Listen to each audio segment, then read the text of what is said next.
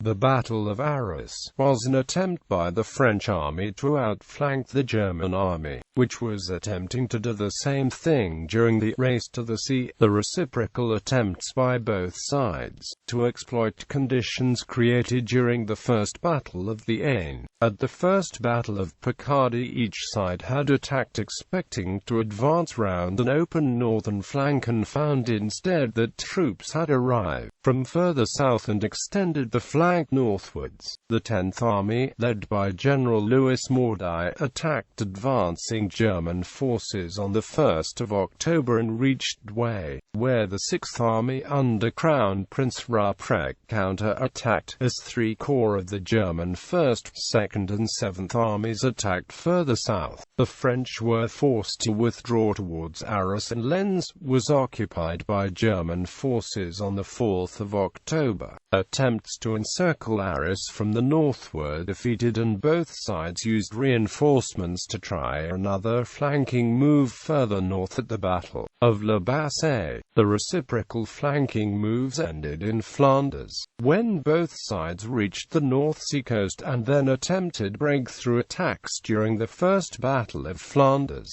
Background: strategic developments. On the 28th of September, Falkenhayn ordered that all available troops were to be transferred to the 6th Army for an offensive on the existing northern flank by the IV Garden 1st Bavarian Corps near Arras, an offensive by the 2nd Cavalry Corps on the right flank of the 6th Army, across Flanders to the coast, and an acceleration of the operations at the Siege of Antwerp before it could be reinforced. Rupprecht intended to halt the advance of the French on the west side of Arras and conduct an enveloping attack around the north of the city. Prelude: Battle of Albert, 25 to 29 September. On the 21st of September, Falkenhayn had decided to concentrate the 6th Army near Amiens, to attack westwards to the coast and then envelop the French northern flank south of the Somme. The offensive by the French 2nd Army forced Falkenhayn to divert the 21st Corps and 1st Bavarian Corps as soon as they arrived, to extend the front northwards from Chalnes to Péronne on the 24th of September and drive the French back over the Somme. On the 26th of September, the 2nd Army dug in on a line from Le Signy to Roye and Bray-sur-Somme, and German cavalry moved north to enable the 2nd Bavarian Corps to occupy the ground north of the Somme. On the 27th of September, the German cavalry drove back the 61st and 62nd Reserve Divisions of General Joseph Brouat, who had replaced General Albert de Marda, to clear the front for the 14th Reserve Corps to link with the right flank of the 2nd Bavarian Corps. The French subdivision d'Armes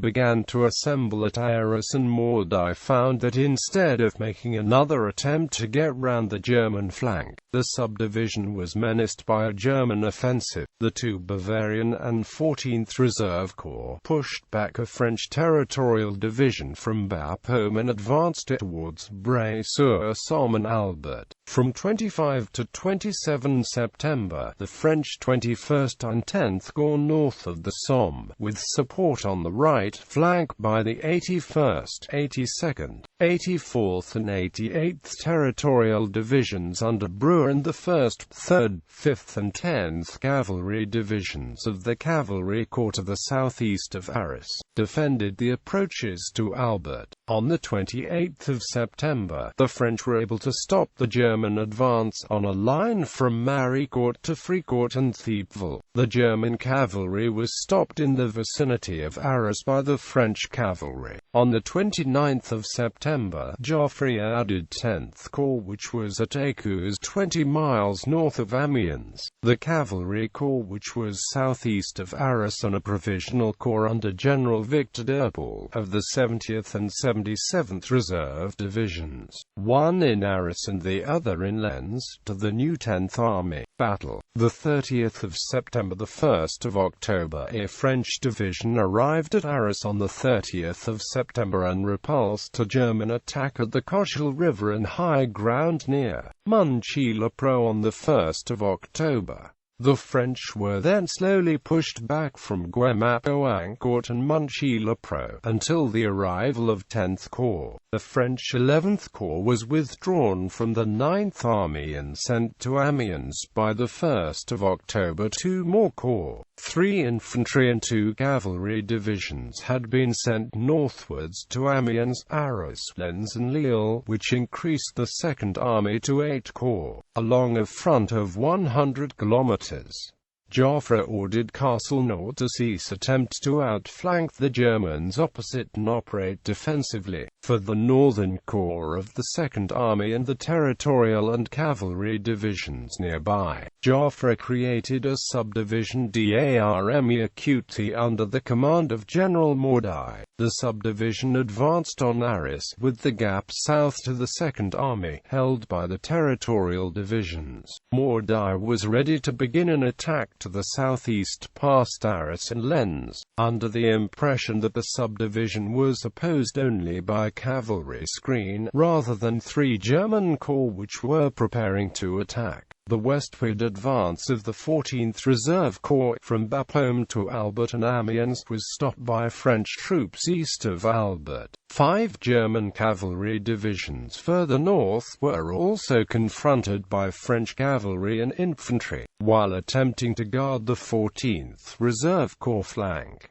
French reinforcements increased the possibility of a reciprocal French outflanking maneuver. Agents reported the massing of French and British troops between Arras and Lille, and that the railways between Lille, Douai and Arras had been protected by an outpost line from Orchies to Douai and Arras. The 1st Guard Division and 4th Corps were moved to the northern flank of the 14th Reserve Corps to allow some of the cavalry divisions to redeploy. The 1st Bavarian Reserve Corps was withdrawn from Lorraine and moved to Cambrai and Valenciennes, intended to advance from Douai, in another attempt to outflank the French. The corps began to reach Artois on the 30th of September and before noon was ordered to advance with all of the units which had arrived, to reach Douai before dark. 5 battalions of the 1st Bavarian Reserve Division advanced northwest from Cambrai, and parts of the 5th Bavarian Reserve Division left Dinant, heading westwards. Also for Douai, the 5th Bavarian Reserve Division advance was stopped by French troops at Lelauda, 6 kilometers short of Douai, until the village was captured in the evening, after which the division stopped for the night. The 1st Bavarian Reserve Division battalions also came within 6 kilometers of Douai, after overcoming French troops at Cantin and Raucourt. Behind the advanced battalions, the rest of the corps arrived during the day. Both divisions were ordered to capture the town next day and occupy high ground to the west. The inner units were to pin down French troops in Douai, as the flanking units encircled the town and met at Esquèche to the northwest. The envelopment failed due to the distance to be traveled and the resistance of French skirmishes, which delayed the German advance.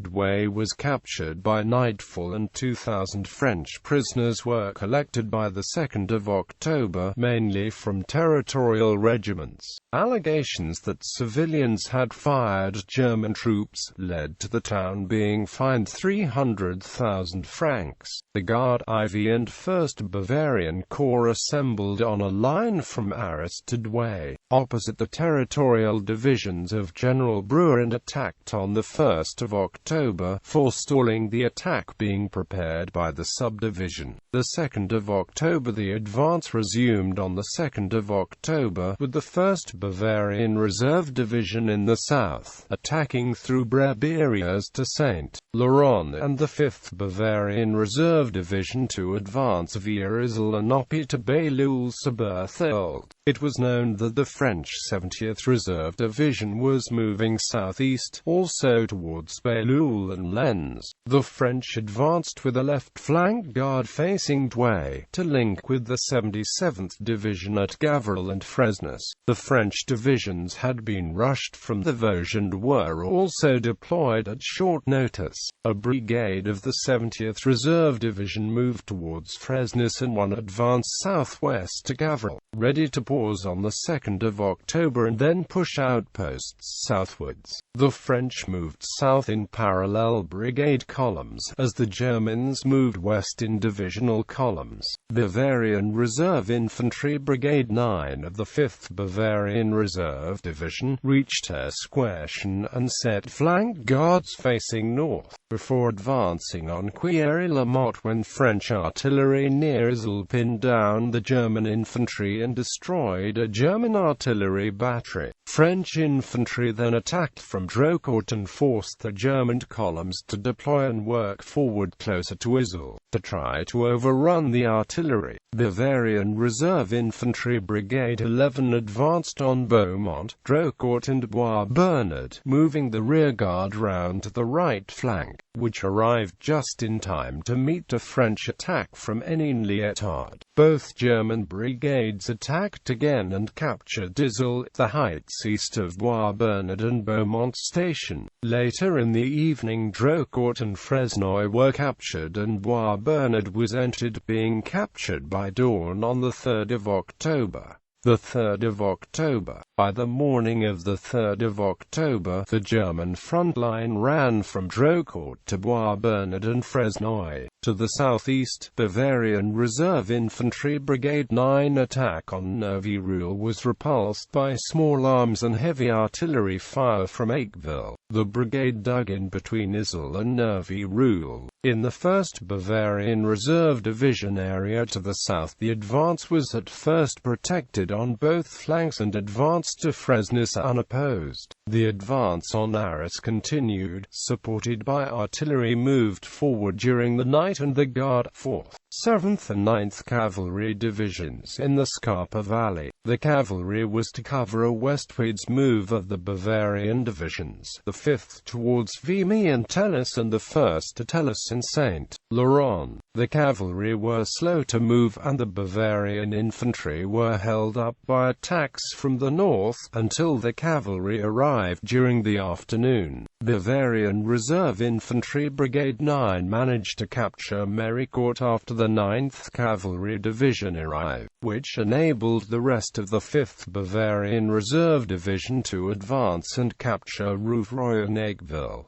Around 11 o'clock a.m., French patrols slowed the advance and the 5th Bavarian Reserve Division put flank guards out on the right for the advance on Gavriel. French troops in Oppy engaged the Germans with small arms and artillery fire, which delayed the Germans until the success of a costly attack against Oppy and Neuvy-Roule. Costly German attacks were made on Borains, Mercatel and the Arras suburbs of Saint-Laurent-Blangy and Saint-Nicolas, which were repulsed and forced the Germans to move northwards. An evening attack by 3 battalions on Arleux failed, which left the French position from Arleux to Bailleul and Pointe de Joux intact. More orders arrived to press the advance and an improvised group Hurt took over flank protection to the north and responsibility for the advance from Méricourt to Amiens. Group Sam Haber was ordered to capture Vimy. The flank attack by the French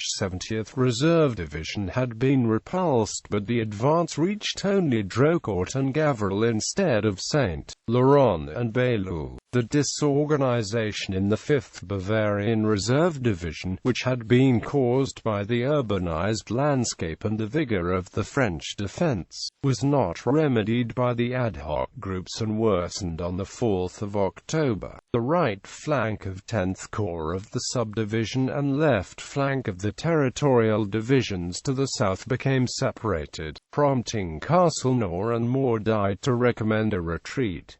the 4th of October. On the 4th of October, Joffre made the subdivision d'Armes independent as the 10th Army and told Castelnau to keep the 2nd Army in position, relying on the increasing number of French troops arriving further north to divert German pressure. Foch was appointed as a deputy to Joffre, with responsibility for the northern area of operations, the Territorial Divisions. The 2nd and 10th Armies, which were combined in the group Provisoire du Nord. A 4-kilometer gap separated the two 5th Bavarian Reserve Division objectives, and a battalion sent to capture Amiens disappeared in the dark. An attack by a 2nd Battalion began at 6 o'clock a.m. and quickly succeeded. The rest of the brigade advanced soon after but was engaged west of Amiens by French infantry and artillery firing from Lens and Givenchy. One battalion reached the Lens-Arras road but then managed to advance only another 400 meters before dark. A desperate night attack then captured the wooded hill between Souchez and Givenchy. Before dawn on the 5th of October, Group Hurt arrived at dawn, paused at a wood near Liévin and then attacked towards a wood 1.5 kilometers northeast of Souchez. A cavalry regiment had moved forward independently to high ground west of Angers by 10:30 p.m., calling out to civilians that they were British cavalry. German troops entered Lens, which had been held by a group of French cyclists and a dismounted brigade of the 5th Cavalry Division. The progress of Group Hurt assisted Group Samhabe further south to capture Aigueville before daybreak.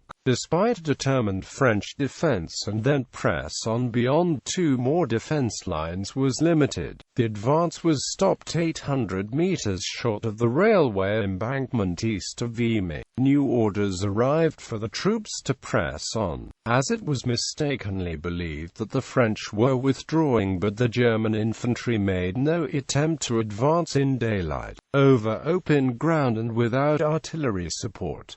Another order arrived at 5 o'clock p.m. to cross the embankment, take the ridge and Telegraphenhohe, to no effect. Later on, after sharing out a large quantity of wine captured at Bois Bernard, an attack began at 10 o'clock p.m. and reached the embankment after 30 minutes. The advance continued up the ridge south of Vimy but missed La Folie in the dark and ended up on Telegraphenhohe, but French troops had already retired from Vimy and the hill. Group Librock captured Arleux at 3 o'clock a.m. on the 4th of October, made a costly advance to Willival, and then at 8:30 a.m. was held up at the railway embankment and the village of Farbus until dark. As the units further north advanced, the group was able to advance through Farbus and reach Telegraphenhohe around midnight. The 5th Bavarian Reserve Division had managed a considerable advance, despite increasing French resistance, casualties and fatigue, but Vimy Ridge had not been captured apart from Telegraphenhohe. The 1st Bavarian Reserve Division had hardly moved, all its attacks on Bailleul having failed, causing a gap to appear between the divisions. It was hoped that German cavalry divisions would be able to advance on the 5th of October and that the 7th Cavalry Division would manage to turn the French northern flank. An advance in the north was ordered for an advance on Notre-Dame de Lorette, which took the chapel unopposed at 6 o'clock a.m., as the rest of Group Hurt concentrated between Angers, Souchez and Givenchy.